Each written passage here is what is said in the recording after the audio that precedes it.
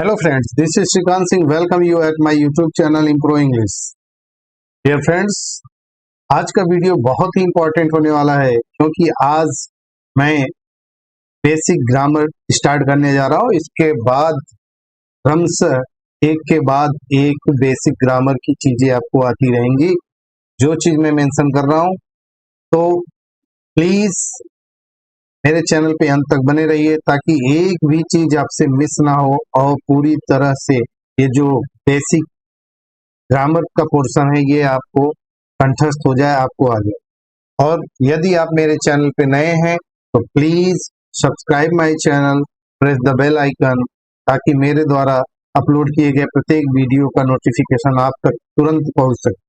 तो बिना देर किए शुरू करते हैं आज का session. Basic grammar. Basic grammar में हम जानते हैं अल्फाबेट। अल्फाबेट क्या होता है, पहली चीज तो मैं यहाँ पे क्लियर कर दूं। अल्फाबेट वर्ड में कभी भी भूल के भी एस ना लगाएं क्योंकि ये गलत हो जाता है।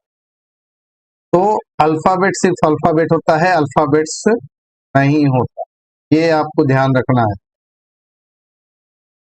अल्फाबेट्स लगाने का मतलब होता है ये गलत हो जाएगा, तो अल्फाबेट्स नहीं लगाना। ओके, शुरू करते हैं। Various forms of printing and script letters are given below. यहाँ पे प्रिंटिंग और स्क्रिप्ट लेटर्स आपको दिए गए हैं, आप इसको देख लीजिए कैसे हैं। अगर आप चाहते हैं तो इसका स्क्रीनशॉट भी ले सकते हैं। A B C D E F G H I J K L M N O P Q R S T U V W X Y Z. Small letter भी आप देख सकते हैं, सेम ए टू जेड कैसे लिखा हुआ, आप इसका स्क्रीनशॉट ले लीजिए ताकि आपको कोई प्रॉब्लम ना आए। आगे बढ़ते हैं।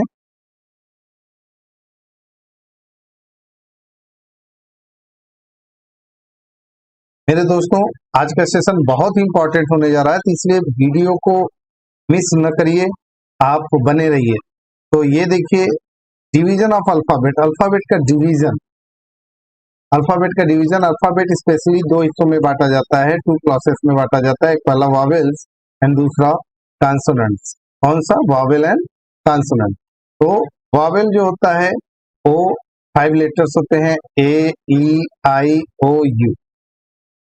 ये आप देख सकते हैं, ए ई आई ओ you are known as the vowels in English and we cannot write even a single word without using a vowel। सबसे बड़ी चीज होती है कि बिना वॉवेल की सहायता के हम कोई एक छोटा सा भी वर्ड नहीं लिख सकते। We can not write even a single word without using a vowel. Next है consonants. Consonants, the remaining 21 letters of the alphabet are known as the consonants. As in English, they are B, C, D, F, G, H, J, K, L, M, N, P, Q, R, S, T, T, W, X, Y, Z. These are the alphabets. इसमें मैं थोड़ी सी चीजें और बता देना चाहता हूँ। Y and W के विषय में, इन्हें सेमी वॉवेल भी बोला जाता है। जब इनका उच्चारण ई या व का या ओ का है, ई या ओ का उच्चारण हो, प्रोनाउंसिएशन हो, तो इन्हें सेमी वॉवेल कहा जाता है। फॉर एग्जाम्पल, जैसे सॉरी, यहाँ पे वाई का उच्चारण ई आ रहा है इसलिए यहाँ पे ये सेमी वॉवेल है। एंड वैसे ही सॉरो, और यहाँ पे डब्ल्यू का उच्चारण ओ आ रहा है। यानी कि हमको ये ध्यान देना है, जब प्रोनाउंसिएशन करते वक्त ई या ओ का साउंड आए तो इसे सेमी वॉवेल कहा जाए। आगे बढ़ते हैं। सिलेबल। सिलेबल क्या होता है? सिलेबल एक चीज जानिए, बहुत ही इंपॉर्टेंट पॉइंट है सिलेबल के विषय में। A word or a part of a word which consist of a vowel sound is known as syllable. यानी कि वॉवेल साउंड, एक वर्ड में जहां जहां पे वॉवेल साउंड होता है, जो लेता है, उसे सिलेबल कहा जाता है, सिलेबल। जैसे एग्जामिनेशन में एग्जामिनेशन, यहाँ पे जितने डैश लगाए गए हैं आप देख सकते हैं, there are 4 dash. How many? 4। There are 4 dash, these are called syllables, यानी कि ये 4 सिलेबल्स वाला वर्ड है। नेक्स्ट बढ़ते हैं और देखते हैं। अब शुरू करते हैं हम दूसरी पॉइंट, ग्रामर क्या होता है, व्हाट इज ग्रामर। यहाँ पे मैंने ग्रामर का डेफिनेशन मेंशन किया हुआ है।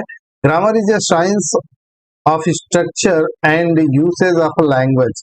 ग्रामर जो होता है एक लैंग्वेज की प्रयोग करने पर उसके स्ट्रक्चर का विज्ञान होता है। English grammar is the detailed knowledge of the structure and usage of English language. English language के स्ट्रक्चर और उसके यूसेज का एक विस्तृत जानकारी रखने वाली चीज इंग्लिश ग्रामर है। वर्ड्स की बात करते हैं। वर्ड्स क्या होता है? A group of words that gives you a sense. A group of words, letter constitute words, यानी कि लेटर्स जो होते हैं उनके कंस्टिट्यूशन से वर्ड्स बनता है। जैसे इस वर्ड्स को अगर हम ले लें तो यहाँ पे W एक लेटर, O दूसरा लेटर, R तीसरा लेटर, D चौथा लेटर एंड S पांचवा लेटर। इन सबको मिलाकर मीनिंग बनता है शब्द। तो आपको ये ध्यान देना है कि group of letters that gives you a complete sense is called words. Both vowel and consonants form words like write, read, sing, eat, sleep etcetera. बहुत से ऐसे वर्ड्स आप क्रिएट कर सकते हैं। नेक्स्ट बढ़ते हैं आगे। वर्ड है फ्रेज। फ्रेज, बहुत से बच्चे कंफ्यूज रहते हैं कि व्हाट इज फ्रेज, तो मैं आपको यहाँ क्लियर कर दूं कि फ्रेज कहते हैं group of words that gives you complete sense but it has no subject, it has no predicate. It means there is no subject and predicate. Subject और प्रेडिकेट की अनुपस्थिति होती, सब्जेक्ट और प्रेडिकेट यहाँ पर नहीं होता। A phrase is a group of words which does not make a complete sense. Sense तो देता है बट कंप्लीट नहीं देता। और यहाँ पे दूसरी चीज आपको ध्यान रखना है कि इसमें कोई सब्जेक्ट और प्रेडिकेट नहीं होता। आगे देखिए, a phrase constitutes a single element in a sentence. A phrase expresses an idea. एक फ्रेज से एक आइडिया एक्सप्रेस किया जाता है। The words in a phrase are closely related to each other and the phrase function as a whole in the sentence. Note यहाँ पे देखिए, the following italicized group of words. आप यहाँ पे देखिए, the sun rises in the east. यहाँ पर in the east जो वर्ड है ये अपने आप में एक फ्रेज है। नेक्स्ट वर्ड है she found a pen on the road. ये ऑन द रोड भी फ्रेज है, ये भी एक फ्रेज है। नेक्स्ट वर्ड बढ़ते हैं, ब्रॉट आउट द आइडिया। ये जो ब्रॉट आउट है ये भी फ्रेज है। नेक्स्ट स्टेटमेंट में देखते हैं क्या करा, the police man found a knife with blood stains on it.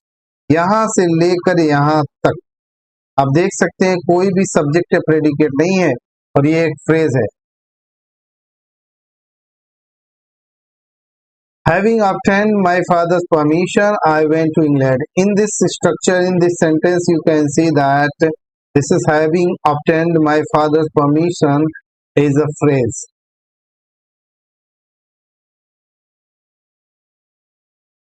Next, पढ़ते हैं।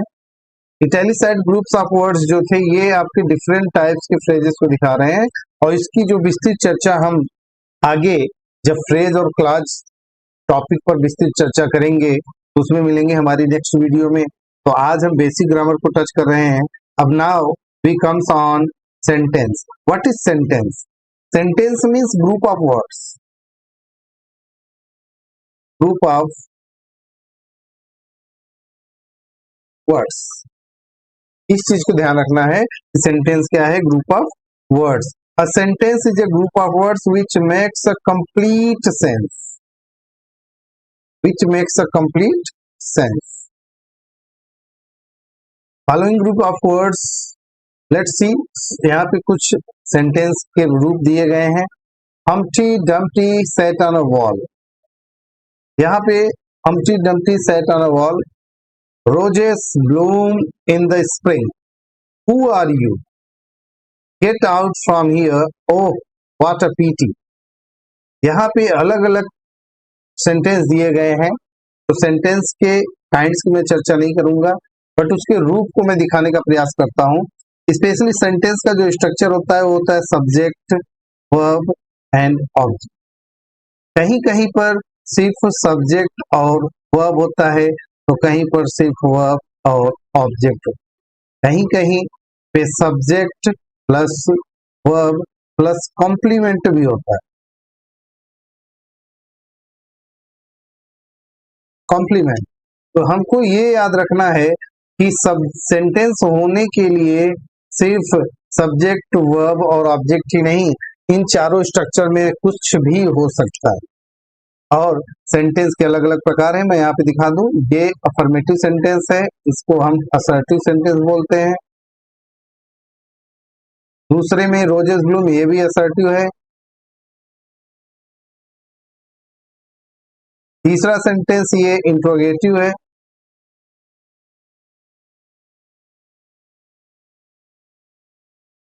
एंड ये गेट आउट फ्रॉम हियर, ये इंपरेटिव है। And O what a PT, ये आपके ऑप्टेटिव सेंटेंस है। तो हम यहाँ पे देख सकते हैं कि सेंटेंस होने के लिए क्या क्या जरूरत चाहिए। सब्जेक्ट होना चाहिए, वर्ब होना चाहिए, ऑब्जेक्ट होना चाहिए, या सब्जेक्ट या वर्ब होना चाहिए। वर्ब और ऑब्जेक्ट भी हो सकता है, सब्जेक्ट वर्ब और कॉम्प्लीमेंट भी हो सकता है। तो आगे बढ़ते हैं, हम इसकी चर्चा डिटेल में सब्जेक्ट और प्रेडिकेट्स और सेंटेंस के काइंड्स पढ़ेंगे, तो वहां पर हम बहुत विस्तृत रूप से इसको पढ़ेंगे।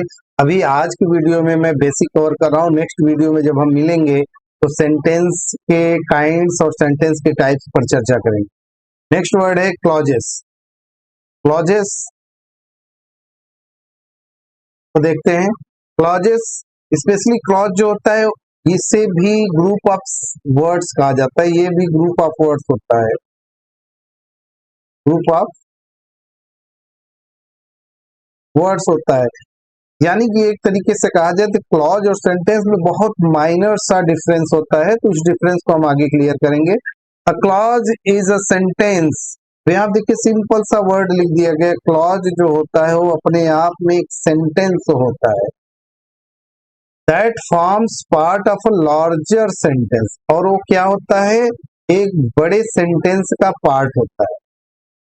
सबसे बड़ी चीज ये हमको ध्यान देना है कि एक सेंटेंस होगा, उस सेंटेंस के पार्ट में क्लॉज हो। अब यहाँ पे जैसे एग्जाम्पल के रूप में यहाँ पे कुछ सेंटेंस मैंने लिए हैं, आप इस चीज को देखिए। क्लॉज को फाइंड आउट करके दिखाऊंगा मैं आपको। My friends help me when I was in great trouble.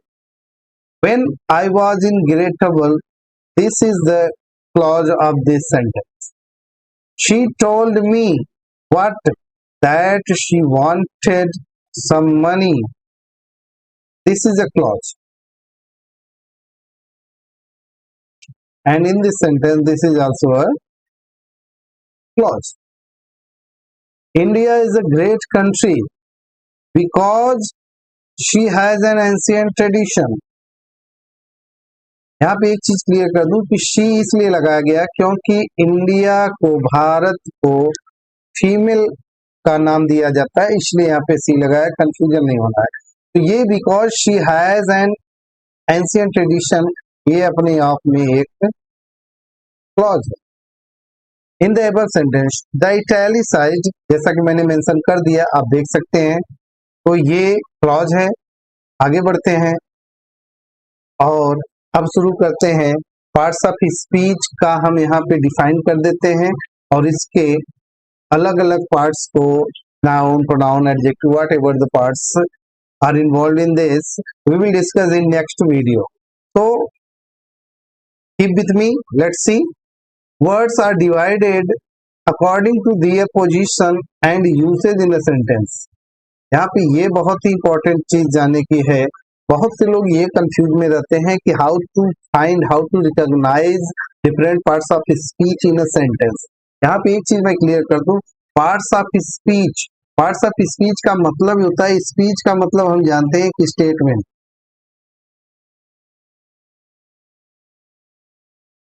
Statement और स्टेटमेंट, अब स्टेटमेंट बोला किस में जाता है, सेंटेंस के रूप, सेंटेंस के रूप में ही तो स्टेटमेंट बोला जाता है। यानी दूसरे अर्थों में अगर देखा जाए तो सेंटेंस जो मिलकर बनता है अलग अलग शब्दों से, उसके पार्ट्स को जानने की बात। अब देखते हैं कि ये और जब हम जान जाते हैं कि इसके कितने पार्ट्स हैं और कैसे यूज होते हैं, वही बहुत इंपॉर्टेंट होता है। This is called parts of speech. The parts of speech are 8 in numbers. They are: number 1 the noun, number 2 the adjective, number 3 the pronoun, number 4 verb, number 5 the adverb, number 6 the preposition, number 7 the conjunction, and number 8 the interjection.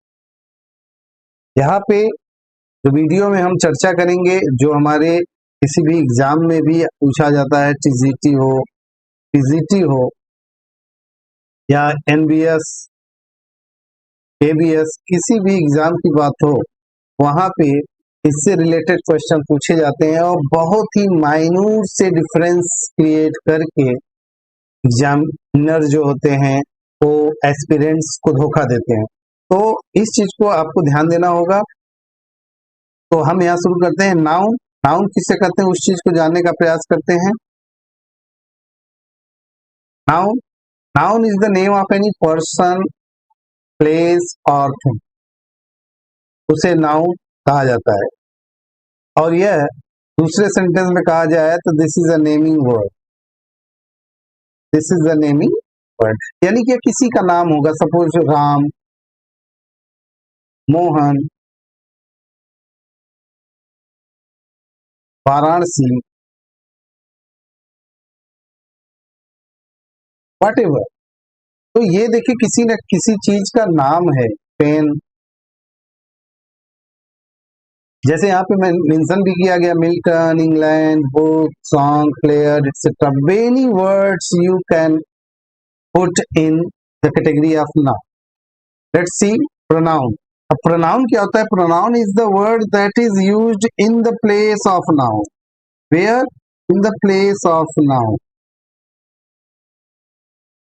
Noun के place पर जिस word को use किया जाता है उसे pronoun कहते हैं। A pronoun is a word which is used in the place of noun। यहाँ पे मेंशन भी किया गया है मेरे द्वारा, आप इसके जैसे मेरी studies in standard x, she is very clever. यहाँ पे ये जो वर्ड शी है, ये शी जो है ये मैरी को दिखा रहा है। तो यानी ये शी, इस मैरी जो कि नाउन है, इसको दिखाने के लिए ये शी आया है और ये शी प्रोनाउन है।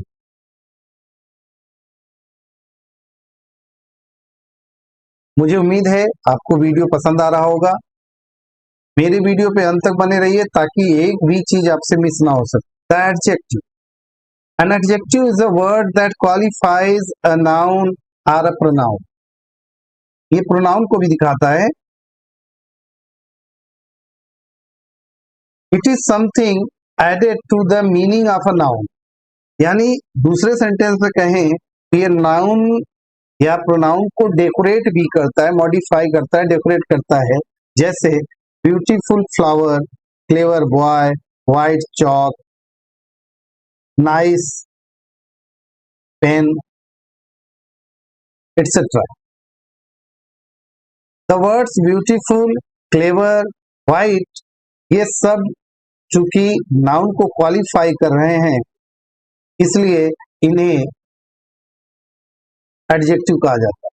नेक्स्ट वर्ड पे बढ़ते हैं जो कि आज वर्ड है वर्ब। वर्ब क्या होता है इस चीज को समझिए।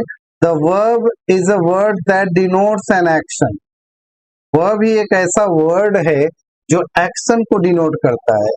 यानी कि स्पेशली वर्ब की अगर हम बात करें तो वर्ब जो होते हैं इसके दो काम होते हैं, या तो ये एक्शन को डिनोट करता है या ये एक स्टेट को डिनोट करता है, यानी कि स्थिति। फॉर एग्जाम्पल जैसे शी सिंग्स अ सॉन्ग, यहाँ पे सिंग्स वर्ब है। वही चीज शी इज अ स्टूडेंट, यहाँ पर इज जो वर्ब है ये स्टूडेंट होने की स्थिति को दिखा रहा है और यहाँ सिंग एक्शन की स्थिति को दिखा रहा है। लेट्स सी, जैसे read, right, cut, run, play, drink etcetera very verbs. Adverb, adverb की डेफिनेशन समझते हैं, बहुत ही इंपॉर्टेंट है। Adverb is a word that modifies a verb, an adjective and another adverb. यानी कि अगर हम यहाँ पे दिखाएं तो हम कह सकते हैं कि एडवर्ब जो है यह तीन चीजों को दिखाता है। नंबर वन, किसी वर्ब को। नंबर टू, एक एडजेक्टिव को। और नंबर थ्री, किसी दूसरे एडवर्ब। ये एडवर्ब का काम। हम इसकी विस्तृत चर्चा जब एडवर्ब टॉपिक कवर करेंगे उसमें करेंगे। मैं आज आपको सिर्फ उसका हिंट दे रहा हूं और बेसिक ग्रामर कंप्लीट करने का प्रयास कर रहा हूं। आप यहाँ पे देखिए, he ran rain fast, he ran fast, he rain fast modifies the verb rain. यहाँ पे जो फास्ट है ये एडवर्ब है और वो किसको मॉडिफाई कर रहा है? रेन को कर रहा है। He drank very hot coffee, यहाँ पे कॉफी नाउन है, इसको दिखाने के लिए हॉट आया और इस हॉट को दिखाने के लिए वेरी एडवर्ब आया। यानी यहाँ पे हॉट जो है वो एडजेक्टिव है और उसको दिखाने के लिए वेरी आया। नेक्स्ट वर्ड है he worked quite hard. Hard यहाँ पे स्वतः एक एडवर्ब है और उसको दिखाने के लिए एक दूसरा एडवर्ब क्वाइट आया। नेक्स्ट वर्ड बढ़ते हैं हम प्रीपोजिशन की तरफ। प्रीपोजिशन, प्रीपोजिशन के विषय में मैं आपको बता दूं, preposition is a word used with a noun और pronoun to show their relations with something else. यानी कि जो प्रीपोजिशन होता है किसी नाउन का, किसी प्रोनाउन का किसी दूसरे से संबंध दिखाने के लिए प्रयोग किया जाता है। मैं यहाँ पे एक चीज क्लियर कर दूं कि प्रीपोजिशन का जो काम होता है वो क्या होता है, मैं यहाँ पे आपको दिखाने का प्रयास करता हूँ। प्रीपोजिशन का काम जो होता है वो स्पेशली तीन मुख्य काम होता है। पहला होता है वह किसी नाउन का किसी दूसरे नाउन से रिलेशन शो करता है। दूसरा है यह किसी एडजेक्टिव को किसी नाउन से रिलेट कराता है। तीसरा, यह किसी वर्ब को किसी अन्य नाउन से रिलेट कराता है। यानी कि एक चीज अगर हम देखें तो यहाँ पर लास्ट में नाउन ही आ रहा है। यानी प्रीपोजिशन का काम है कि वह किसी नाउन को, जैसा कि यहाँ डेफिनेशन लिखा है, किसी नाउन या प्रोनाउन को किसी दूसरे वर्ड से रिलेट कर। नेक्स्ट बढ़ते हैं the conjunction. Conjunction, conjunction are words used to connect words, phrases, clauses, sentence. मैं पहले ही बता चुका हूं वर्ड्स क्या होता है, फ्रेज क्या होता है, क्लॉजेस क्या होते हैं एंड सेंटेंसेस क्या होते हैं। देखिए, बेसिक ग्रामर कंप्लीट करना इसीलिए बहुत ही जरूरी होता है क्योंकि इससे आपको पता चलता है कि छोटे छोटे वर्ड्स के मीनिंग क्या होते हैं और उन्हें कहाँ लगाया जाना चाहिए, और वो अगर सामने आपकी नजरों के सामने आते हैं तो कैसे आप पहचानेंगे। Let's see, pen and book. यहाँ पर जो एंड है ये दो वर्ड्स को कनेक्ट कर रहा है। यहाँ पे टेबल एंड चेयर, इसमें भी एंड जो है तो टेबल और चेयर को कनेक्ट कर रहा है।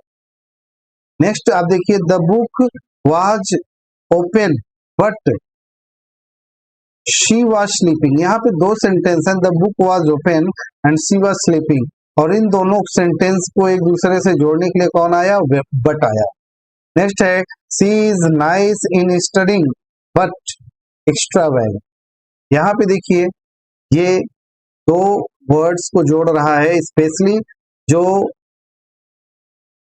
आपका कंजक्शन होता है, उस कंजक्शन की एक खासियत होती है, वो किसी पर्टिकुलर चीज को जिसको जोड़ेगा दोनों एक समान होनी चाहिए।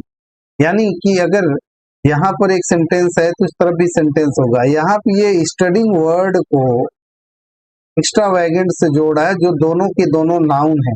और she is a nice in studying, और इसी को अगर हम ब्रैकेट यानी कि बट को विस्तार दें, एक्सपेंड करें, तो हम ये कहेंगे she is nice in studying but she is very extravagant.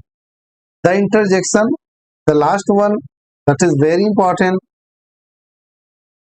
to know about. An interjection is a word or sound used to express feeling or emotions.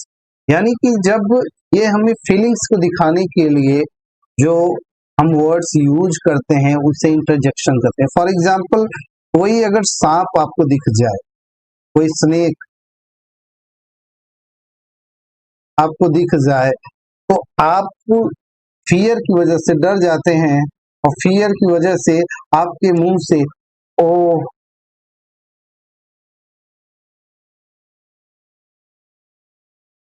ऐसे वर्ड निकल के आते हैं। जैसे यहाँ पे मैं आपको मेंशन किया गया है, a lost, she has gone. Next है ओ व्हाट अ पीटी, पूरा, we have won the match. Different types के जो एक्सप्रेशन, जो फीलिंग्स या इमोशन को दिखाने वाले वर्ड्स हम यूज करते हैं, दैट कम्स इन इंटरजेक्शन। अब यहाँ पे हम चर्चा करते हैं बहुत ही इंपॉर्टेंट चीज, सब्जेक्ट और प्रेडिकेट को। और सब्जेक्ट और प्रेडिकेट को हम चर्चा करने से पहले हम आपको यहाँ पे कुछ चीजें मेंशन कर देना चाहते हैं कि सेंटेंस जो होता है, सेंटेंस के पार्ट्स की अगर हम बात करें तो सेंटेंस के पार्ट्स को हम दो हिस्सों में बांटते हैं, that is called subject and predicate. Subject and predicate, तो उसी की चर्चा यहाँ पे की जा रही है कि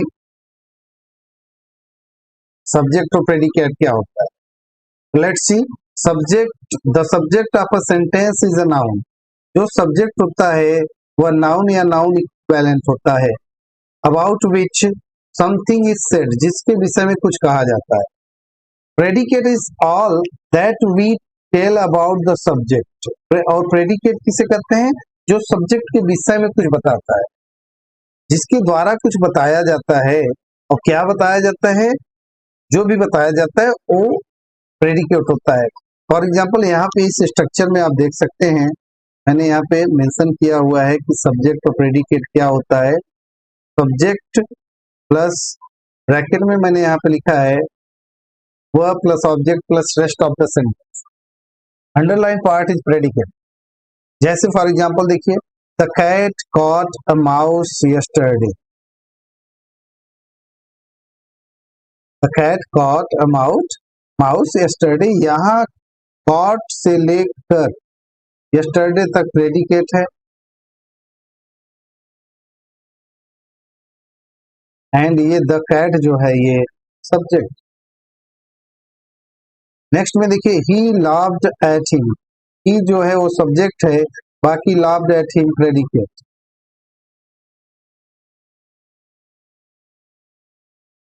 you met his friend on the road, met his friend on the road ये प्रेडिकेट है, जबकि यू जो है ये सब्जेक्ट।